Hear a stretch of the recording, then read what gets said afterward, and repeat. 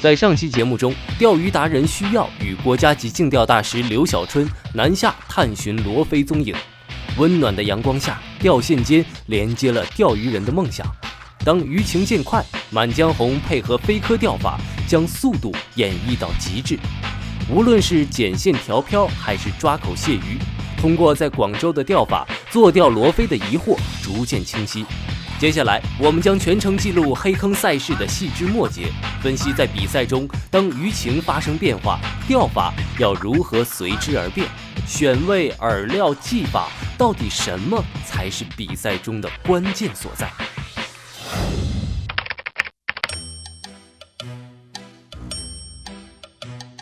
你好，你觉得黑坑比赛中抽到的位子重要还是饵料重要？这个各方面都有很多原因的，线主要还是位置。饵料吧，位置重要。你觉得在黑坑比赛中抽到的位子重要还是饵料重要？位置、饵料都重要，技术关键。如果有一天不让你钓黑坑，你会怎么办？那不钓黑坑嘛，都到溪里面水库了也钓了。让我钓嘛，我也钓去了。我也不经常玩。那如果有一天不让你钓黑坑，你会怎么样？会心里不安逸。这辈子都不可能的，这辈子都不可能放弃钓鱼的。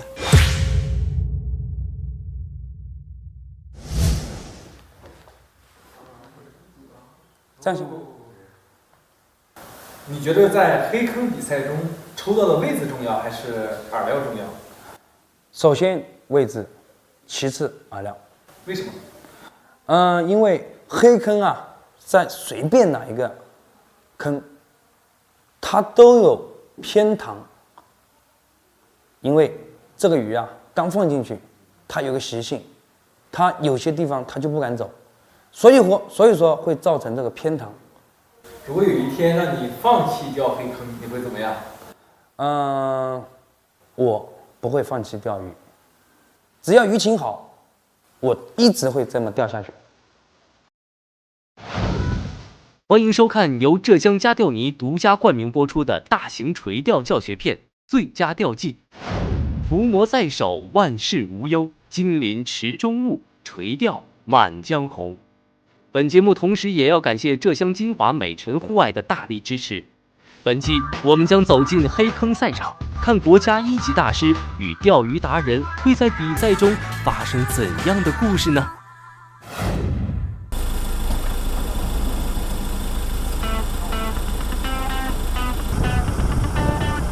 小三，今天这里有个黑坑赛，它主要是钓红鲤鱼。红鲤鱼。对，因为今天有2场比赛，因为这个比赛啊，在中途是不可以换位啊、串位啊，还是串饵了，这些问题呢，你一定要等比赛结束之后，你过来问我才可以问啊，好吧？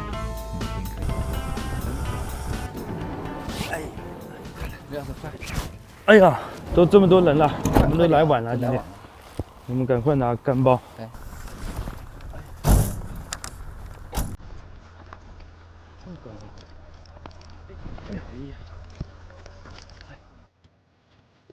初春而至，有鱼有水的地方就一定有钓鱼人的身影。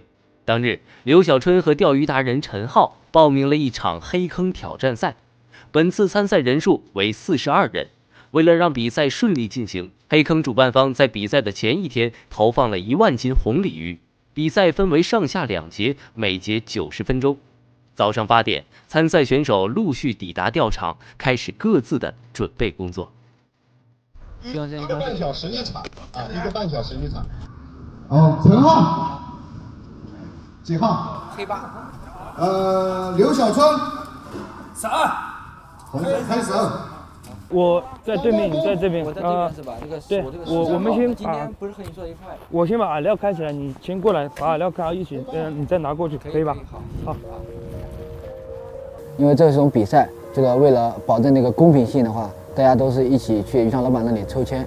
对，因为当时我抽签的话，抽了和刘老师，那个正对面的，几乎正对面的位置，就是说的话，几乎的话交流还是很少，因为没办法交流嘛。你把那个青夫拿过来。因为它这个颗粒是浮水颗粒，它是比较黏的。比较黏是吧？对，我们给一点点清粗。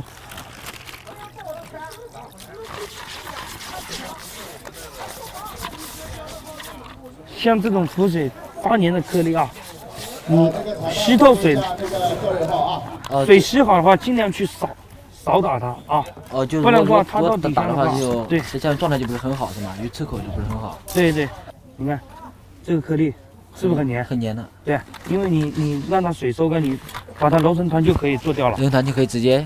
啊，好吧，那我就先过去了啊。行，好。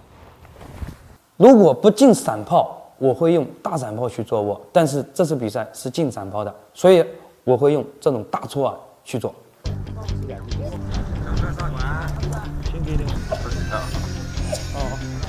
调漂完毕，饵料充足，比赛一触即发。刘小春与陈浩隔水而坐，同样的饵料，不同的钓位，会有怎样的结果呢？金华家钓泥杯大红鲤黑坑争霸赛，黑坑争霸赛第1场比赛，预备，开始，预备，开始。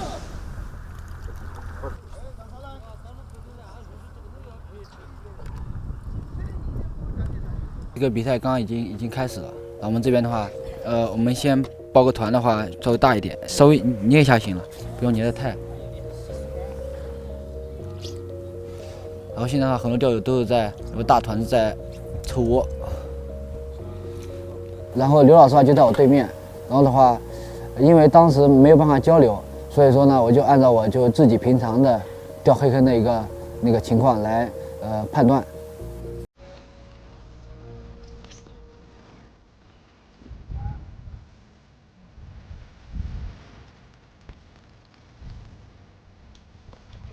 我们的话现在6点上这条鱼大概2、3斤左右。左手边的钓手啊，钓得非常好，几乎已经是连杆的情况。发现它的铅坠和我的这个铅坠还是不一样的，因为它钓的话是一个跑铅。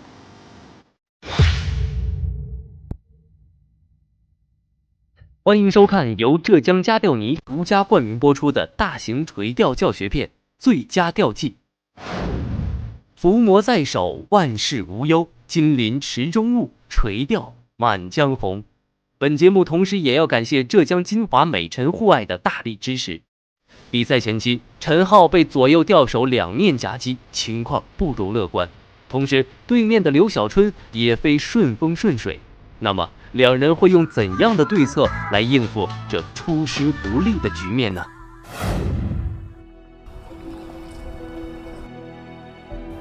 现在整体的鱼情都不是很好，因为这个鱼在前段时间它钓了一遍，在今天突然之间有这么多人进来的话，可能有点受惊，都躲在中间，它不敢出来。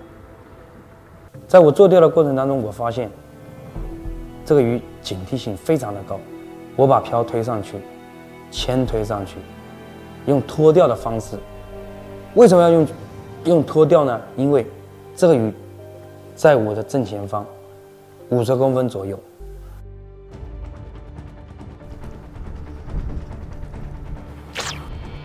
这个铅拖出去的话还是有鱼的。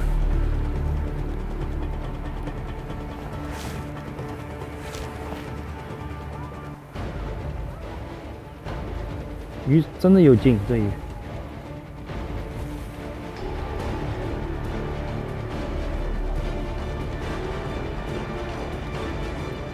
所以健康是很健康的哈。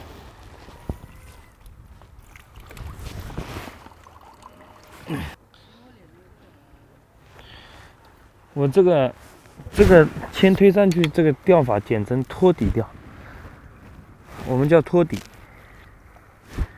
就是拖，往外面够。钓着钓着，我发现我窝点没有什么鱼，但是我的漂正前方50公分左右有很多鱼形，但是今天线杆是4米5，我怎么够也够不到那个位置，所以我用拖钓。拖钓，首先我们要把这个漂推上去50公分，然后把我们的铅座推到漂座根底，然后这个时候我们要注意上饵，因为我们正常钓的话，饵料上钩跟下钩是一个大小，脱钓我们不一样，我们要用上钩这个饵料拿来当铅坠，它即使能诱鱼，又可以当铅坠，下钩还是一样大小。再然后抛出去，我们的下钩这个饵料会落在这个点，上钩会在这个点。我尝试了一下，结果很管用。所谓脱钓，就是将铅坠上推至浮漂下沿，使水线达到自然摆浮的效果，同时将上钩饵料搓实，其重量代替铅坠效果。抛竿后，通过自然摆浮动，让双饵达到原先钓点的前方，通过此方式去追踪远处的鱼群。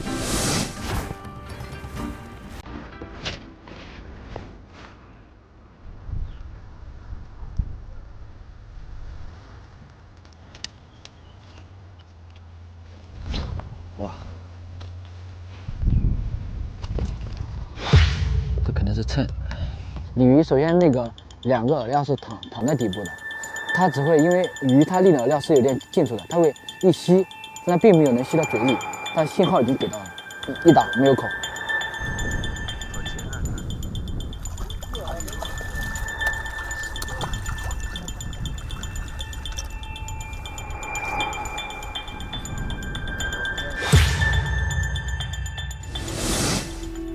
在我改变脱钓之后，漂向会跟我们正常钓有所不同，因为我们改变脱钓了，这个双指线都躺底了，有些信号，比如说蹭线啊、微弱的这种小动作啊都没有了。同时，像黑漂、短处有力的小邓口以及大黑漂，我们就可以去抓。将铅坠上推后，水线相对之前来说并不会绷得太紧。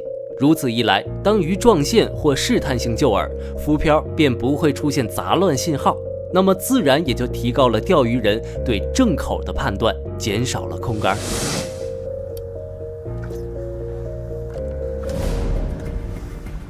浮漂到位，在3目的位置，它就给口了。它那个口给来还非常的广，直接给你一个大黑漂，1、2竿中鱼了。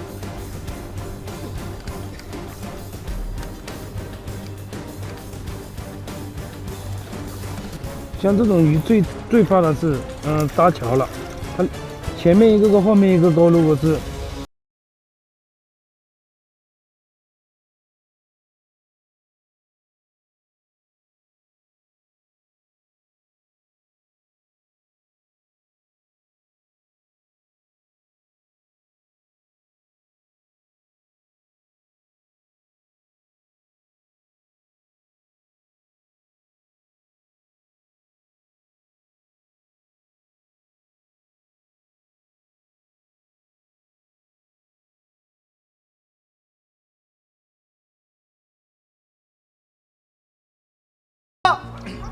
7、6、5、4、3、2、1，结束。来，杆子收上来啊！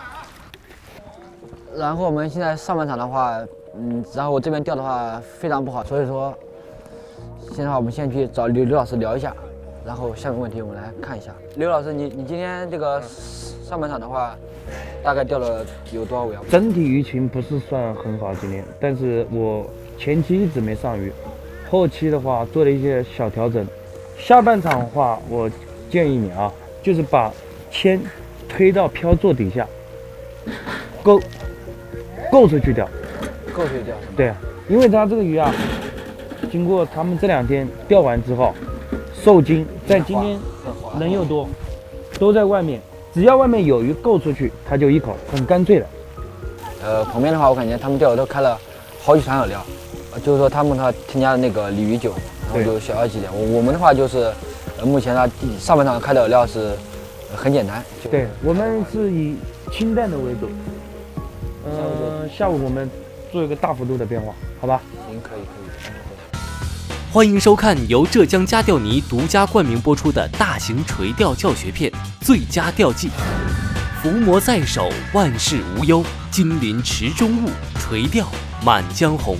本节目同时也要感谢浙江金华美辰户外的大力支持。上半节结束，陈浩的渔获并不理想。第二节从头再来，通过刘小春对鱼情的分析后，是否最终的结果会柳暗花明呢？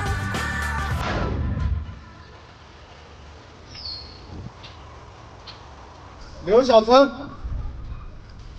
红13，红13，陈浩，为什么还能动啊？黑八，老虎，你抽哪钓呀？我抽的那个8号这边。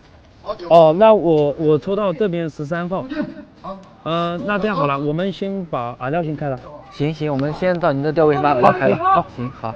从早上这场鱼钓完，很多朋友都反映说大味型的饵料比较好，所以说我下午开了一款大味型的，鼠味，很重很重。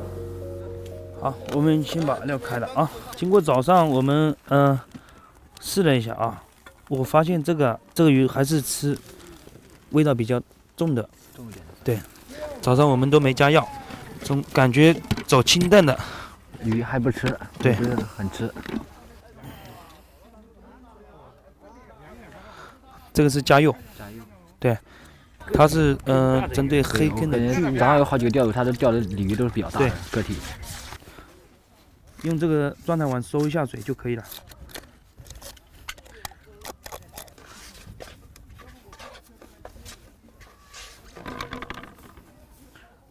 好，1人1半。好。下半场抽签，不巧的是我和刘老师抽的位置又比较远，当时在裁判长那个发号调标号令的时候，然后我就找了刘老师右手边那个钓友，和他进行那个商量一下能不能换位置。哎，你好兄弟，然后我是抽那个对面的位置，然后我看你这边离我们的刘老师这边比较近一点，然后我们俩能不能换个位置啊，兄弟？换位置抽到了不太好吧？不是这个，因为我是从外地赶过来，就是这次特别向刘老师学习一下，然后的话这边兄弟帮忙，然后我们就换一下行吗？外地赶过来，就特地来那个跟老师学习的。哦，好，你看这边好的。好，那谢，那谢兄弟啊。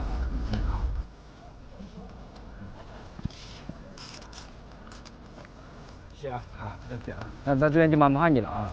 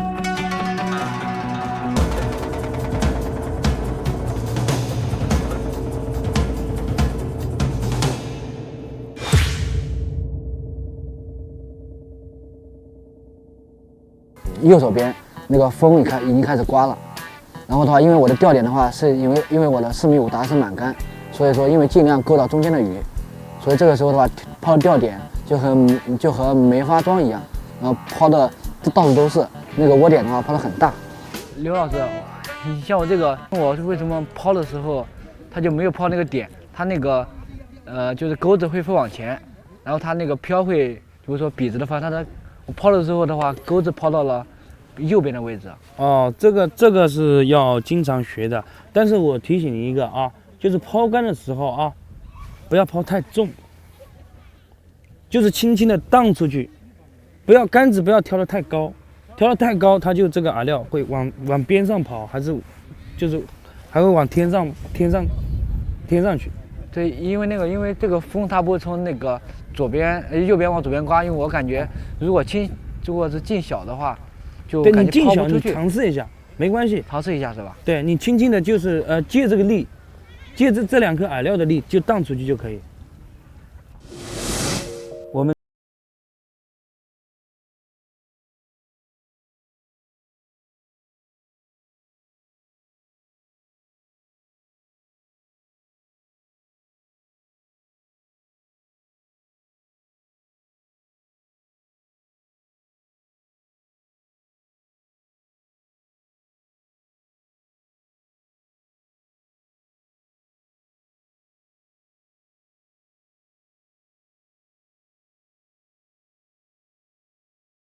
这个肯定有波浪，你线不压掉，很容易走开。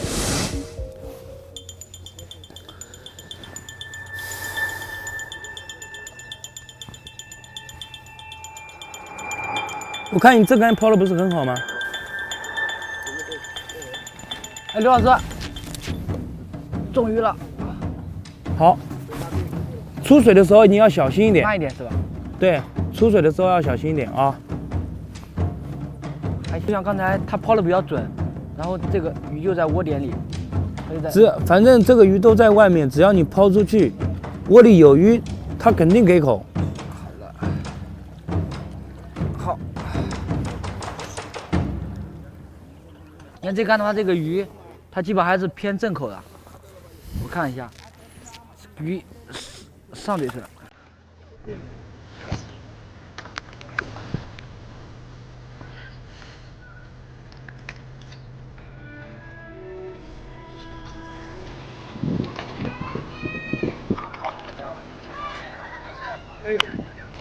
我兄弟的后盾呐！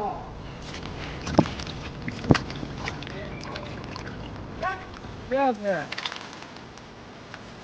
5、4、3、2、1，开动！好，这路过的停一下啊。听众员那个鱼货就不要激动了啊，所有的鱼货啊都必须通过计量啊。钓怎么样？然后今天下午钓了2条，然后跑了1条。关键是还是前期，这个鱼因为越到后期越美，因为都是受精的，所以说像我们这种拖钓啊，你一定要把点抛准，这里打一竿，那里打，他真不知道你到这里还是到那里，所以说你始终打一个点的话，鱼它始终从四面八方会聚过来的，每一竿都要抛准的，原因就在这里，所以说你这种细节上面以后都要注意一点，好吧？比赛结束，刘小春在比赛中的渔获总重排名第3，而陈浩最后的成绩并未入围。在垂钓的赛场上，结果固然引人关注，而过程或许才是最重要的体验。胜负本为身外物，尚于乐趣才珍贵。输赢间通过对比开始总结，开始提升，开始渐入佳境。也许这就是比赛真正的宗旨吧。大哥9.80，哇，1.70，这是9.2，又是9.2，杨子手机啊，杨子。哦，捏起。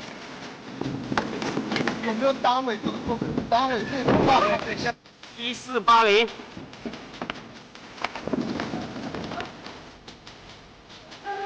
来，这里拍个照片，电能高一点，高点。